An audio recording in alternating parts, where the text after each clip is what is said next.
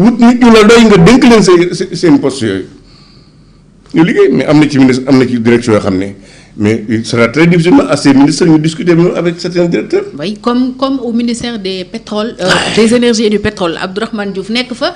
war a yilif Ngagne Demba Touré wala war a yilif Jean-Michel Sène. le ministre de la pêche maritime war a ànd ak la pêche de l'économie maritime port autonome de Dakar. ça va être compliqué donc ñooñu ñëpp dañu leen di dindi wut ay nit ñoo xam ne yow Diomaye xam na leen wala ba peut-être ay directeurs am ñu nommé leen. ndax sax leen liggéeyu ñu diggante ñetti at yi des li leen war ñu def ko mais bu leen fa bàyyee jàpp naa dana gis musiba waaw. alors composition gouvernement bi sa lecture lan la ci. en fait ni ñu ko tëggee 30 ministres. waaw def ay ministres auprès. en fait xam nga gouvernement xam nga Diomaye dafa waxoon ne loo surtout moo waxoon ne ñoom ils sont dans le ils maintiennent le cap. mais ils vont changer de méthode. loolu feeñ na sax ci gouvernement bi. ni gouvernement ba la tëddee woon rek la tëddeewaat. ay nitu Pastef ak des alliés ak des technocrates. Diomaye président. dara changé wu ci c'est-à-dire à ce niveau y a aucune rupture y a des militants de Pastef yu nekk ci nguur gi. am na ñoo xam ne ay technocrates lañ yu ne ci nguur gi bon je crois que ça n'a pas fondamentalement changé. maintenant li nga xam ne moom laa ci wax mooy dafa am loo xam ne dama ko gis ci gouvernement bi muy yetti yëf.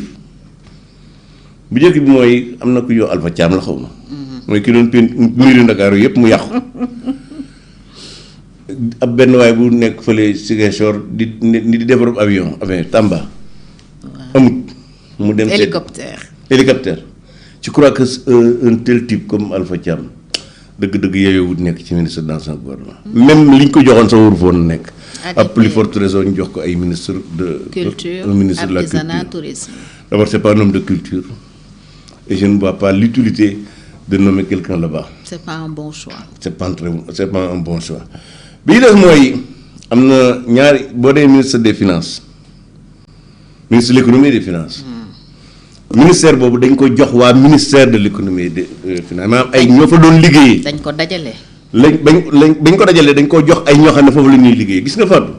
dara gën a dangereux loolu. man li ma jàpp mooy ministre. poste politique la ñi laaj réew ñoo ko war a yor maintenant les fonctionnaires ya fa nekk ay fonctionnaires lañ loo leen sant daañu la ko defal mais jël ministre bi jox ko koo xam ne foofu la bokk ñaari ministres yi nga xam ne ñoom lay ànd liggéey mu ñett ñëpp ñu bokk ci même direction bi je crois que c'est pas une bonne chose. lu ciy danger. mais parce que dafa jaaduwul xam nga man li ma gëm mooy bokk na ci li ñu war a sopp ci réew mi Fatou ñu génne waa inspecteur du trésor. inspecteur des impôts. ñu génne leen ci politique. administration bi daal. absolument surtout ñu génne ENA. wala école de douane ñu génne leen définitivement ci politique. les régies financières. koo xam ne voilà koo xam ne da ngaa bëgg a politique nga démissionné. après nga dem politique yi mais nekk ci biir direction bi état bi di liggéey ci. di gérer xaalisu réew mi di politique. ba pare di politique. je crois que ce n'est pas une bonne chose. Et malheureusement, on a vu le résultat. On avait fait la remarque d'ailleurs ci élection présidentielle bi pratiquement la majeure partie des candidats ñu génn ci régie financière. Mais absolument parce que ñoom am nañu xaalis. xëy na xam nañu réew mi ñu bëgg cee jaarale pour jël réew mi mais je crois que c'est très dangereux. Et d'ailleurs les deux exemples que nous avons qui doivent nous décourager à bàyyi ñoom ñuy def politique mooy Ousmane Sonko ak Diomaye Faye parce qu'en fait ils ont montré. véritablement qui ne sont pas à la hauteur des missions bi ñu leen sant donc ñoom li ñu waroon def rek mooy rester foofu di gérer les chiffres de l'État moo gën ci ñoom moo gën ci réew mi ñu ngi leen bàyyi ñu nekk ay président de la République ak premier ministre. alors niñ dajalewaatee ministère bi jëm ci wàllu gaf ak réew mi ndax avant on avait ministère des finances et du budget am ci wàll gi ministère de l'économie du plan et de la coopération. tey ñu dajale yépp def ko benn mu am ñaari ministère auprès koo xam ne mooy toppatoo wàllu budget ak keneen kuy toppatoo la ca des. boole googu mën naa am lu mu changer parce que dañ doon wax ay jafe-jafe yu bari yu am ci wàllu chiffre. d'ailleurs la Cour des comptes defoon na remarque bi ci rapport est-ce que ça peut être un début de solution. mais bien sûr en fait ça peut être un début de solution mais en tout cas ça doit être la solution parce que boo xoolee Cour des comptes yàgg na ko wax ne. mbirum borom état bi ni ñu koy gérer moo baaxul. à la limite parfois même se gérer manuellement dans deux ministères. je crois que loolu jox ko kenn mu gérer ko dana permettre ñu gën a rationaliser la gestion de la dette du Sénégal je crois que véritablement à ce niveau là am na mérite bu ñu ci mën a am d'autant plus que ñoom ñoo nekk foofu nag xam nañ service boobu baax xam nañ yëpp rëq-rëq yëpp am dana mën a tax xëy na ñu accélérer la réforme pour que ni ñuy gérer l'économie sénégalaise ni ñuy gérer les finances publiques mu gën a gaaw. Matar Cissé à l'intérieur, Maître Moussa Sarr à la justice mel na ni dañu dellu ci liñ defoon ca njëlbeen ak Jean-Baptiste Tine ak Ousmane Diagne. en fait. gisee woo ko noonu. xam nga man Matar moom dafa nekk sama problème nag. Matar Cissé. ah mais bien sûr c'est-à-dire yow nekk fi directeur cabinet Omar Sarr bi mu nekk Abdoulaye Wade nekk fi ministre Macky Sall après nga ñëw nekk ministre Diomaye Faye yow loolu jaaxalu la yow non franchement. ah oui yow da laa jaaxal. yow laa wax yow jaaxalu la yow dama tontu ba pare. fii de maa daan laaj. ah mais bàyyi ma laaj man tam non mais attends xam nga en fait partout man daal nit bëggoon naa ñiy bokk ci gouvernement ñu am ay gis-gis. waaye koo xam ne nguur gu ne mën nga caa bokk à la limite amuloo benn gis-gis. ah pour servir la nation. mais ban servir la nation on le fait dans un cadre précis xam nga malheureusement au Sénégal parti nit ñi politique et bon tout le monde est membre de tout parti politique donc xëy na nit ñi amuñu ay questions idéologiques questions doctrinaires mais parti politique du noonu. mais Matar Cissé il n'est pas politique. mais loolu tax mu waroon defi leneen. c'est un technocrate. mu waroon defi leneen mais ay nekkoo politique mënut a nekk c'est-à-dire nekkoo politique à la limite. parce que boo demee ba nekk directeur cabinet Ousmane Omar Sarr jóge fa nekk ci ministre Macky Sall ba nekk directeur de cabinet nekk ministre directeur de la Sénélec ñu xëy dégg ñu ne yaay ministre de l'intérieur de Macky Sall.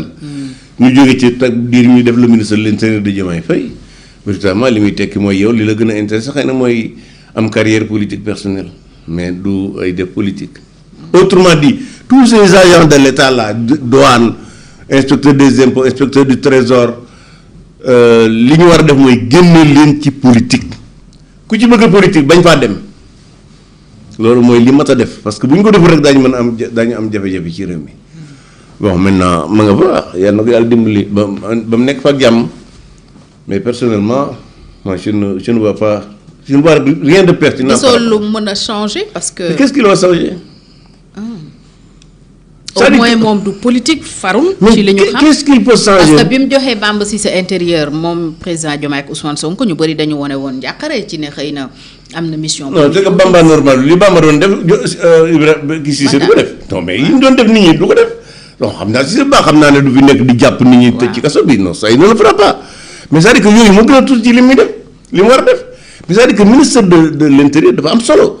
ah mais man jàpp naa ne Diomaye joxoon ko un politique pur et dur de son camp moo gën mu di ko jox koo xam ne bokkul foofu parce que bon fondamentalement man ay ñu jox ko ku bokk Pastef wala ku bokk Diomaye président wala ça ne me pose pas de problème parce que li ma xam mooy élection bu fekkee moo tax nit ñi di wax Sénégal benn ministre mënu fee sàcc élection cette porte a été fermée depuis 1992 et loolu moo permettre ñu am 3 alternances démocratiques donc la def ñetti alternance démocratique mën na kon garantir au Sénégal. mais teewul nag débat bi ba tey mi ngi fi woon est-ce que c'est pas pour rassurer. mais ban débat tëj buntu boobu débat au ministère de l'intérieur politique loolu waxu politicien la rek xam nga politicien Sénégal ñoom da ci am ñoo xam ne moom duñ doyali wax mais normalement képp kuy wax waxu élection la ca war a jaaxal warul nekk un ministre de l'intérieur nekk un politique. waratu la jaaxal parce que direction des élections fa élections yi amee mais foofu ña fa nekk ay fonctionnaires rek lañ. c'est-à-dire mënoo leen a def loolu lenn mënoo leen a fexe ba sàcc loolu élection parce que buñ ko doon sàcc sax du ñu am fu ñu ko sàccee donc à ce niveau là man am pourtant beaucoup attribuent le mérite de la présidentielle de 2024 à Matar Cissé. mais pourquoi ñu ko lan la fa def. qu'est-ce qu'il a fait de boobu dañu ko koy jox. non dis-moi ne en un temps record il a pu organiser une présidentielle transparente. Fatou candidat gis nga loolu mu def la mu fa def lépp lu mu fa fekk mu pare ba pare la. administration beeg. mais bien sûr c'est-à-dire que l'administration sénégalaise mën na organiser élection 24 heures sur 24. kon kay Bamba Cissé waru woon poser problème. mais man Bamba Cissé li ma posé problème d'affaire élection. ok le fait que mu nekk avocat Ousmane Sonko ñu ne ko ministre de l'intérieur loolu moo ma gêné. et puis fondamentalement loo ko fa indi woon moo Yacine Fall mooy toroxal ay adversaire politique gu Diomaye yu Sonko. ak réintégrer Ousmane Sonko comme ni mais absolument parce que ñoom li ñu façon dire mooy delloo Ousmane Sonko ci fichier électoral bi. bon maintenant bi ñu fay jógee ak bi ñu koy defee. loolu tam est-ce que mun nañ ko coller Bamba aussi bu dee moom administration bay def le gros du travail. lan ci.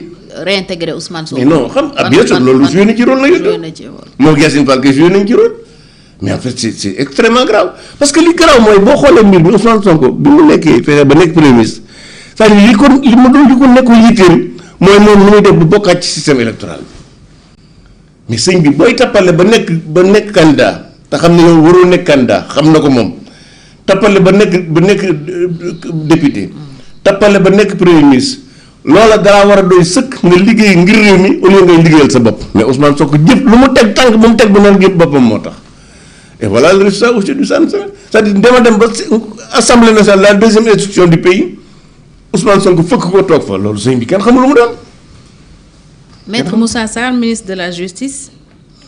mais gisuma lu mu fa mën a améliorer affaire dégg naa yu bari moom mu ne problème mu justice sénégalaise li ko ci metti c'est le parquet moom moo ko wax c'est-à-dire article 80 article yi nga xam ne c'est des articles liberticides moom nee na loolu neexu ko maintenant nañ ko xaar ndax dana ko dindilu wala du ko dindilu mais en réalité foofu rek lañ ko mën a xaar mais en réalité man problème mu justice sénégalaise li ma jàpp mooy li ne këtt na joon mooy nu ñuy def ba Bassirou Diomaye Faye génn conseil supérieur de la magistrature moo ak le ministre de la justice benn nu ñuy def ba séparer ci en terme de que muy di leen digal ñuy def di leen tere ñuy bàyyi entre le parquet et le ministère.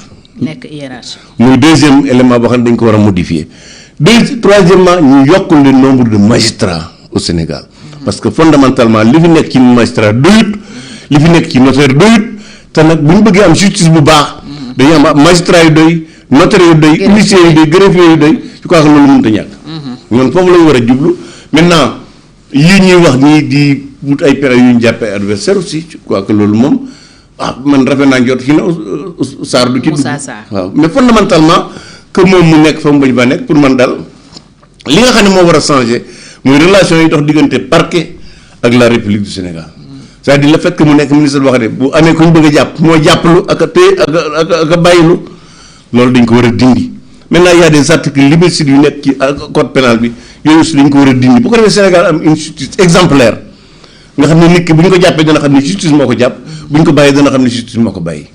suñu avant dernier point mooy recours bi opposition bi dugal ci dellu Ousmane Sonko ci assemblée nationale dem nañu conseil constitutionnel malgré liñ ci waxoon yépp ne ñoom amuñu pouvoir def ko et tout am nañu signé yóbbu conseil constitutionnel aussi bien waa Takku Wallu que des non inscrits mën na jur dara. waaw xam nga ñoom angle bi ñu ko attaqué man xaw na ma surprendre quand même parce que seetlu moon loolu mooy article 54 bi ñoom moom la ñuy visé dañuy laaj conseil constitutionnel rek kan moo war a nekk député au Sénégal